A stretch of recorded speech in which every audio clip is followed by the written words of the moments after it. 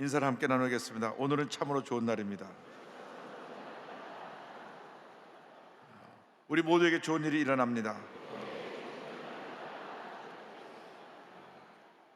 오늘은 창세기 39장을 본문으로 해서 절대 긍정과 감사의 기적, 이와 같은 제목으로 말씀의 은혜를 나누기 원합니다. 제목을 한번 크게 따라해 주시기 바랍니다. 절대 긍정과 감사의 기적. 절대 긍정과 감사의 기적. 우리의 일생은 감사의 일생이 되어야 합니다. 그런데 진정한 감사는 고난 중에 드리는 감사입니다. 모든 것이 잘 될 때는 누구나 감사할 수가 있습니다. 그런데 힘들고 어려운 일이 다가올 때, 문제가 생겼을 때, 몸이 아플 때, 이때 감사를 드릴 수 있는 것은 성숙한 신앙인들의 아름다운 모습인 것입니다.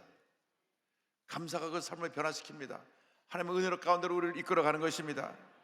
사람이 살다 보면 예기치 못한 어려움을 당하게 되기도 하고, 또 문제를 만나기도 하고, 억울한 일을 당하기도 합니다. 예상치 못한 큰 어려움을 당하면 예수 믿지 않은 사람들은 참 재수가 없다, 운이 나빴다, 그런 얘기를 합니다. 그러나 예수 믿는 우리 모두에게는 어떤 문제도 어려움도 우연히 생기는 것이 아닙니다. 모든 환난과 고난은, 시험은 나에게 유익을 주려고 하나님께서 주시는 연단의 과정인 것입니다. 축복의 과정인 것입니다. 그 과정이 힘들고 어렵지만은 절대 긍정의 믿음으로 헤쳐나갈 때 하나님께서 우리에게 큰 은혜를 부어 주실 것입니다. 삶의 환난이 다가올 때 우리는 어떻게 해야 됩니까? 요셉은 꿈꾸는 소년이었습니다. 그가 17살에 꿈을 꾸고 장차 큰 인물이 될 것을 그가 확신하고 그 꿈을 자랑했습니다. 형들에게, 부모에게 자랑했습니다. 그랬더니 꿈이 없는 형들이 동생을 시기하고 미워했습니다. 얼마나 미워했는지 죽이고 싶도록 미워했습니다. 그래서 너희 꿈이 어떻게 되는가 보자 하고 동생을 붙잡아서, 형님도 그러지 말라 그러는데 우는 동생을 노예로 팔아버렸습니다. 그래서 그가 애굽으로 팔려가 애굽의 시대장, 요즘 말하면 대통령 경호실장쯤 되는 그 집에 노예로 들어갔는데, 정말 그때 노예라고 하는 것은 비참한 삶이었습니다. 짐승과 똑같이 취급을 받았고, 물건처럼 사고 팔았고, 조금이라도 괴로움을 피면 등에 채찍이 때려지고, 병들면 치료도 해주지 않냐고 광야에 내다버려서 짐승의 밥이 되어 죽게 하는 그런 비참한 신세가 바로 노예 생활이었습니다. 그럼에도 불구하고 꿈꾸는 요셉은 그러한 힘들고 어려운 환경 속에서도 낙심하지 아니하고 완만불평하지 아니하고 하나님만 바라보고 믿음으로 열심히 맡겨진 일에 최선을 다할 때 하나님의 은혜가 임했습니다. 창세기 39장 2절 3절에 이와 같은 말씀이 나옵니다. 야훼께서 요셉과 함께 하심으로 그가 형통한 자가 되어 그의 주인 애굽 사람의 집에 있으니 그의 주인이 야훼께서 그와 함께 하심을 보며 또 야훼께서 그의 범사에 형통하게 하심을 보았더라. 하나님의 사람이 하나님을 전적으로 믿고 의지할 때 형통의 복이 임하게 되는 것입니다. 우리에게 맡겨진 일에 최선을 다하면 하나님의 은혜가 임해서 주변의 사람들이 인정하고 우리를 칭찬하게 되는 것입니다. 요셉은 그 같은 모습으로 얼마나 열심히 그 맡긴 일에 최선을 다하고 주인을 잘 섬겼든지 주인의 마음을 감동시켜서 저 사람은 보통 사람이 아니구나, 하나님이 함께 하시는 사람이구나, 그래서 가정의 총무로 세우고 가정의 모든 일을 맡겼습니다. 그렇게 신뢰해서 가정 총무로까지 맡겼던 이 요셉을 어느 날 아내가 참소하는 말을 듣고 그냥 진노해서 요셉의 변명도 들어보지 아니하고 감옥에 집어넣어 버렸습니다. 그는 노예로 팔려왔다가 감옥에 죄수로 갇히는 신세가 되었습니다. 창세기 39장 19절 20절입니다. 그의 주인이 자기 아내가 자기에게 이르기를 당신의 종이 내게 이같이 행하였다 하는 말을 듣고 심히 노한지라. 이에 요셉의 주인이 그를 잡아 옥에 가두니 그 옥은 왕의 죄수를 가두는 곳이었더라. 요셉이 옥에 갇혔으나 성경은 말씀합니다. 이 시대장 보디발이 심히 노했습니다. 자기가 신이 많은 가정 총무였기 때문에 불러다가 너 어찌 이런 일을 했느냐 한마디라도 물어봤으면 좋을 텐데 그냥 아내만 말 듣고 진노해갖고 너는 다시는 감옥에 들어가서 이제 햇볕을 볼 생각하지 말아라. 그래서 왕의 죄수만을 가두는 특별 감옥에 집어넣습니다. 이 감옥은 왕한테 죄를 지은 사람이 들어가서 왕이 사면해줘야만 나올 수 있는 감옥인데, 왕은 요셉의 요자도 모릅니다. 그러니까 아예 그곳에 요즘으로 하면 종신형, 무기징역을 살려고 집어넣은 것입니다. 얼마나 억울한 일입니까? 얼마나 답답한 일입니까? 보통 사람 같으면 그냥 원통에서 속이 터져가지고 밤에 잠도 못 자고 이를 갈다가 그냥 얼마 안 돼서 스스로 병 들어갖고 죽고 말았을 것입니다. 그러나 요셉은 그 절망의 감옥에서도 절망의 환경을 바라보지 않았습니다. 하나님만 바라보았습니다. 하나님은 나를 형통케 하실 것을 믿습니다. 자기가 나를 큰 힘을 만들어 주시고 나를 연단시켜 줄 믿습니다.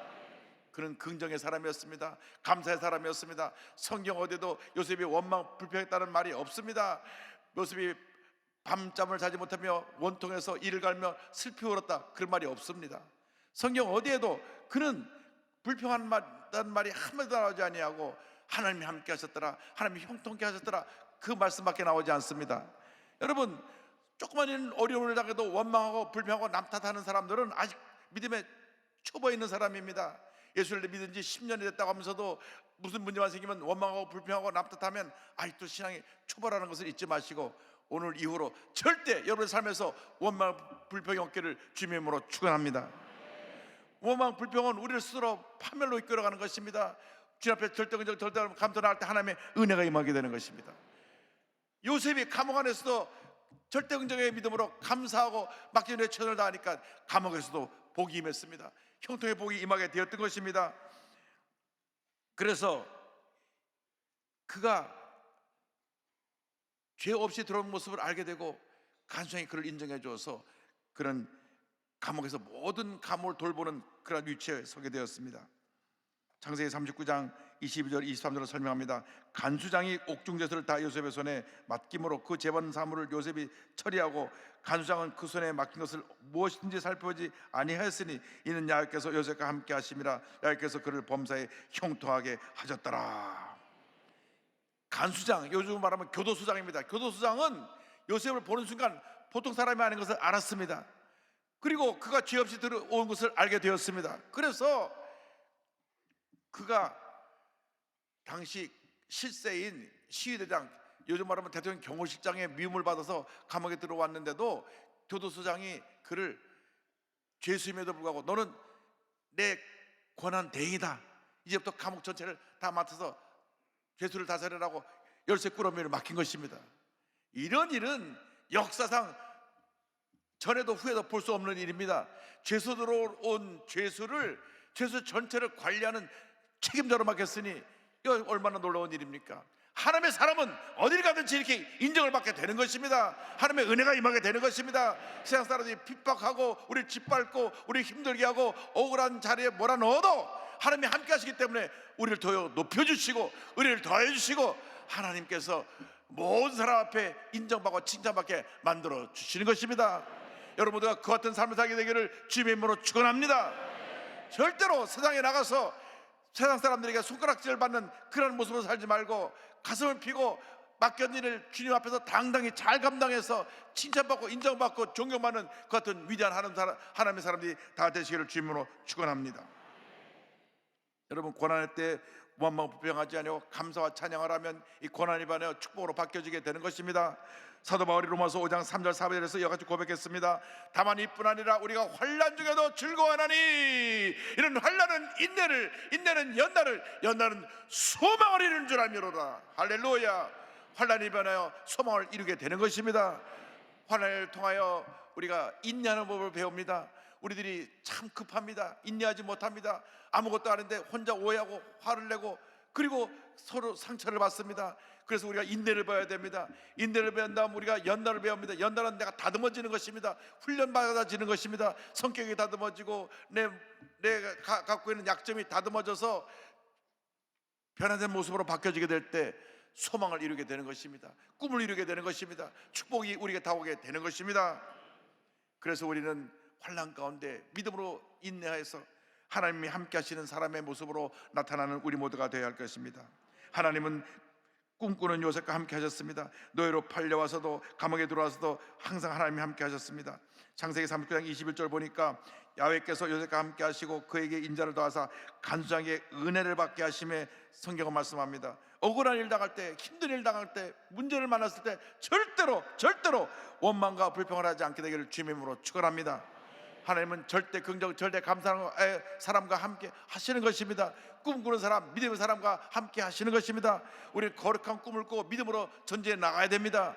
부정적인 생각, 원망과 불평은 우리를 스스로 무너뜨리는 것입니다. 파멸로 이끌어가는 것입니다. 원망, 불평은 마귀의 도구인 것입니다. 마귀의 도구에 우리가 붙잡혀서 스스로 파멸의 길을 가지 말고 절대 긍정, 절대 감사로 위대한 승리의 삶을 살아가는 여러분 모두가 되기를 주님의 이름으로 축원합니다. 하나님이 기뻐하시는 사람은 믿음의 사람입니다. 그래서 히브리서 11장 6절로 말씀합니다. 믿음이 없이는 하나님을 기쁘시게 하지 못하나니 하나님께 나가는 자는 반드시 그가 계신 것과 그가 자기를 찾는 자들에게 상 주시는 이심을 믿어야 할지니라. 절대 긍정, 절대 감사로 나갈 때 하나님의 놀라운 축복이 우리 모두에게 임하게 될 것입니다. 데살로니가 전서 5장 18절에 이와 같이 권면합니다. 범사에 감사하라. 이것이 그리스도 예수 안에서 너희를 향하신 하나님의 뜻이니라. 무슨 일을 만나든지 감사하라고 성경은 말씀하고 있는 것입니다. 좋은 일을 만나면 좋아서 감사하고 어려운 일을 만나면 이것이 잘 될 것이니 믿고 감사하면 이것이 하나님의 뜻을 이루는 것이 되고 하나님의 축복이 임하게 되는 것입니다. 여러분, 선택은 우리의 것입니다. 내가 감사하며 살 것이냐, 원망 불평하며 살 것이냐, 이것에 따라서 우리의 삶의 결과가 달라지는 것입니다. 형통의 길로 가느냐, 파멸의 길로 가느냐, 그것은 여러분의 선택에 달려 있습니다. 오늘 이후로 하나라 갈 때까지 절대 긍정, 절대 감사로 늘 하나님의 축복을 받는 삶을 살기를 주님의 이름으로 축원합니다. 그래서 시편 50편 23절은 이와 같이 고백합니다. 감사로 제사를 드린 자가 나를 영화롭게 하나니 그의 행위를 옳게 하는 자에게 내가 하나님의 구원을 보이리라.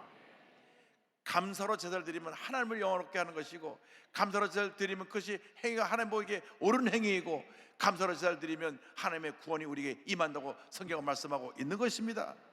우리에게 문제가 많고 어려움이 많은 것은 아직도 내가 감사하지 못하고, 아직도 내가 다듬어지지 못하고, 아직도 내가 내 고집이 세고, 아직도 내가 내 뜻대로 하려고 하는 내가 있기 때문에 그것을 훈련시키는 하나님의 과정이라는 것을 잊지 않게 되기를 바랍니다. 깨어지고 낮아지고 감사가 넘쳐나면 요셉처럼 위대한 하나님의 사람으로 쓰임받게 될 것입니다. 성경은 하나님의 사람이 임하는 형통의 축복에 대해서 그 뒤에 이와 같이 설명합니다. 39장 23절에 간수장은 그의 손에 맡긴 것을 무엇이든지 살펴보지 아니하였으니 이는 야훼께서 요셉과 함께 하심이라. 야훼께서 그를 범사에 형통하게 하셨더라 말씀합니다. 하나님께서 범사에 요셉을 형통하게 하셨습니다. 모든 사람이 절망하고 좌절할 수밖에 없는 그 절망의 감옥에서 그가 형통하게 되었습니다. 얼마나 이 모순적인 얘기입니까? 사람들이 글로 가면 이제 우리의 인생이 끝났다고 할 정도로 그런 좌절의 자리에 그가 떨어졌음에도 불구하고 하나님 앞에 절대 긍정의 믿음으로 나가니까 하나님이 그를 형통하게 만들어 주셨습니다. 여러분의 마음이 어떻게 하나님께 열려 있느냐, 이것이 여러분의 삶을 주고 인도해 나가는 것이지, 여러분 환경이 여러분이 바꾸는 것이 아닙니다. 여러분이 어떤 자리에 처했다고 할지라도 여러분 마음에 절대 긍정, 절대 감사를 갖고 있으면 우리는 환경을 초월해서 하나님의 큰 복을 받게 되는 것입니다. 요셉이 그 절망의 감옥에 갇혔는데 언제 나올지도 모르고 종신형과 같은, 무기징역과 같은 그러한 상태에 그가 놓여져 있었는데 그곳에서 왕의 최측근 신하를 만납니다. 이것이 하나님의 섭리입니다. 아무도 찾아오지 않는 절망의 감옥에 하나님이 사람을 보내신 것입니다. 문제 해결자를 보내신 것입니다. 하나님의 역사인 것입니다. 시대장 보디발은 너는 영원히 거기서 나오지 말라고 보냈지만은 하나님은 그걸 통해서 오히려 그가 나갈 최선의 길을 예비해 놓고 계셨던 것입니다. 하루는 술 맡은 관원과 떡 굽는 관원 둘이 들어왔는데, 관원장이라 보니까 장관급 신하가 둘이 들어왔습니다. 두 신하가 바로왕의 미움을 사서 들어왔는데 같은 날 똑같이 꿈을 꿨습니다. 그런데 그 꿈에 대해서 궁금해하니까 요셉이 듣고 꿈을 해명해 줍니다. 술 맡은 관원장에게는 당신은 3일 후에 다시 그 장관 자리로 복직될 것입니다. 또 굽는 관원장에게는 당신 3일 후에 사형 집행을 당할 것입니다. 그러니까 술 맡은 관원장이 아이고, 내가 풀려나면 내가 매일 바로왕을 섬기는 위치에 있으니까 당신이 죄 없이 들어왔다고 얘기해서 당신 풀려나게 해주겠소 얘기해놓고 나서 딱 풀려나고 나니까 감옥에서 나오는 순간 싹 잊어버렸어요. 사람의 마음이 화장실 갈 때 올 때 다르다고. 제가 풀려만 나면 왕에게서 그 자리에서 풀려나게 해주겠다고 했는데 나온 그 순간 잊어버린 거예요. 요셉은 이제 내일이면 소식이 오겠지, 모레면 소식이 오겠지. 하루가 지나고 이틀이 지나고 한 주가 지나고 두 주가 지나고 아마 요셉이 기다렸던 그 2년은 그 일생에서 가장 긴 시간이었을 것입니다. 왜? 술 맡은 관원장이 왕 옆에서 시중 들다가 아 참 왕이요, 제가 감옥에 있을 때 죄가 없이 들어온 히브리 청년을 봤는데 그 사람 풀어줘야 되겠습니다. 말 한마디만 하면 나오는 거거든요. 그런데 2년 동안 까맣게 잊어버린 것입니다. 히브리에서 히브리 소년이 노예로 잡혀왔다가 감옥에 들어온 것에 대해서 그를 중요하게 보지 않았습니다. 자기가 감옥에서 풀려나 복직된다고 하는 그 정말 생명 같은 소식을 전해주었음에도 불구하고 잊어버린 것입니다. 이게 사람들의 마음입니다. 여러분, 너무나 사람들 믿고 의지하지 마십시오. 하나님만 믿고 의지하시기 바랍니다. 또 사람들이 잊어버렸다고 너무 섭섭해하지도 마세요. 또 그게 그런 것입니다. 그러니까 우리 하늘만 바라보면 절대 시험 들진 않아요. 그런데 2년 후에 바로왕이 꿈을 꿉니다. 똑같은 꿈을 2번 꾸는데 아무도 꿈을 해먹지 못해요. 그제서야 요셉이 있었지. 그래가지고 요셉을 소개합니다. 바로왕이 요셉을 불러와라. 41장 14절로 16절입니다. 이에 바로가 사람을 보내어 요셉을 부르매 그들이 급히 그를 옥에서 내놓은지라. 요셉이 곧 수염을 깎고 그의 옷을 갈아입고 바로에게 들어가니 바로가 요셉에게 이르되 내가 한 꿈을 꾸었으니 그것을 해석하는 자가 없더니 들은즉 너는 꿈을 들으면 능히 푼다 하더라. 요셉이 바로에게 대답하여 이르되 내가 아니라 하나님께서 바로에게 편안한 대답을 하시리이다. 그래서 요셉이 바로의 꿈을 해먹어 줍니다. 왕이시여, 왕이 꾼 꿈은 앞으로 애굽에 다가올 일들이란 그 일들을 하나님이 보여주신 것입니다. 미리 보여주신 것입니다. 앞으로 7년 동안 엄청난 풍년이 올 것입니다.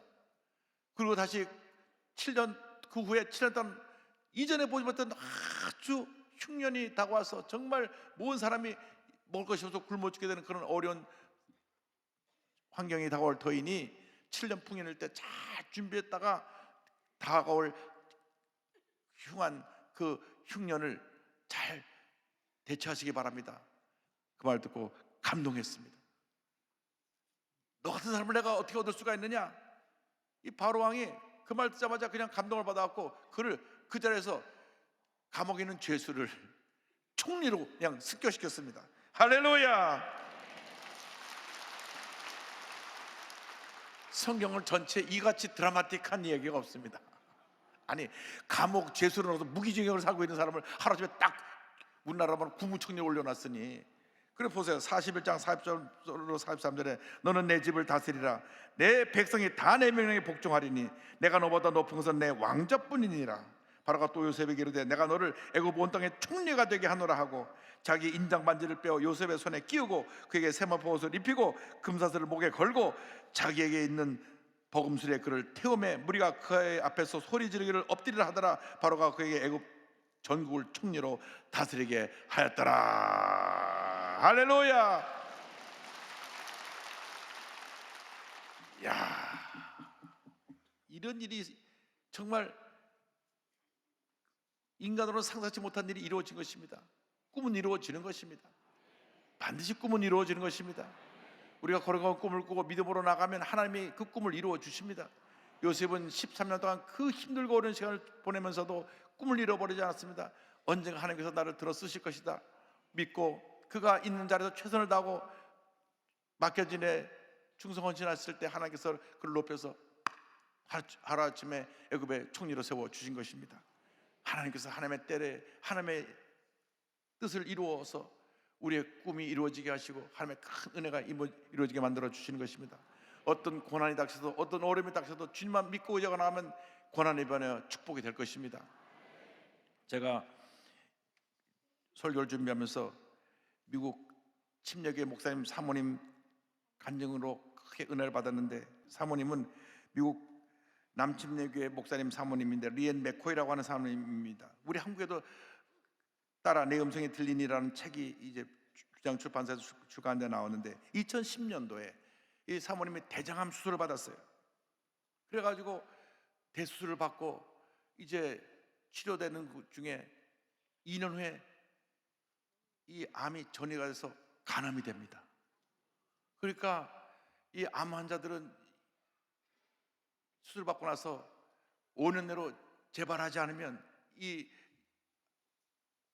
암에서 벗어날 수 있다고 하는데, 2년 만에 또 재발이 돼가지고 간암이 돼서 간을 또 절제했습니다. 그 와중에 착하게 자라던 큰딸이 18살에 남자친구랑 나가서 동거해서 또 애를 낳네요. 목사님 딸이 엄마가 지금 암 수술 받고 또 지금 암투병하고 있는데 나가서 남자친구 아무리 좋아도 그렇지 애까지 낳고. 그런데 아들이 있는데 아들이 바이러스 감염증에 걸려갖고 전염성 단핵증이라는 병이 걸려가지고 발열, 편도선염, 림프절 비대, 그 병으로 또 고난을 겪죠. 남편 목사님이 또 피부암이 왔어요. 작은 딸은 다낭성 난소 증후군으로 고통을 겪게 됐어요. 하루아침 막 고난이 몰려닥치는데, 집중호우로 또 교회 건물이 침수돼 갖고 피해액만 27만 5천 달러, 약 3억 6천만 정도 물이 잠겨 갖고 보수를 해야 되는 그러한 어려움에 처했습니다. 연속되는 고난에 견딜 수가 없는 그 절망의 가장 밑자락에서 사모님이 성경을 붙잡고 기도했습니다. 하나님 앞에 눈물로 기도했습니다. 여러분, 힘들고 어려울 땐 주님밖에 없어요. 누가 이 어려움을 해석해 줍니까? 본인은 암이 재발됐죠. 남편도 암이 생겼고, 딸은 집 나가서 애 낳고, 또 다른 딸은 또 병에 들렸고, 자기 아들 또 병에 걸려서 정말 교회는 침수되고 어디를 바라봐도 그냥 절망으로 철저히 둘러싸인, 마치 요셉의 감옥 같은 데 갇혔는데 그 성경을 읽다가 이 같은 주님의 음성을 듣습니다. 딸아, 내가 요셉에게 기나긴 고난과 감옥 생활을 하게 했고 결국 나는 그를 애굽의 총리가 되게 하였는데 내가 그때보다 더 못한 하나님이라고 생각하느냐? 눈물 흘리면서 내가 하나님을 철저히 의지하지 못한 걸 회개합니다. 하나님 앞에 모든 것을 맡깁니다. 기도하고 또 기도하고 또 기도했더니 가출했던 딸이 돌아와서 그 관계가 다시 회복되고, 남편과 딸이 건강을 찾게 되고, 남편이 섬기던 그 탐슨 스테이션 처치가 8명에서 2,000명으로 교회가 부흥했어요. 지난 25년 동안에. 할렐루야. 이 고난을 겪으면서 이 사모님이 8명으로 출발하고 교회를 2,000명을 만들었다니까요. 얼마나 큰 은혜인지 모릅니다. 사모님이 말씀하십니다. 일반적으로 하나님께서 귀에 들리는 음성으로 우리에게 말씀하지 않을지라도 하나님은 언제나 말씀하고 계십니다.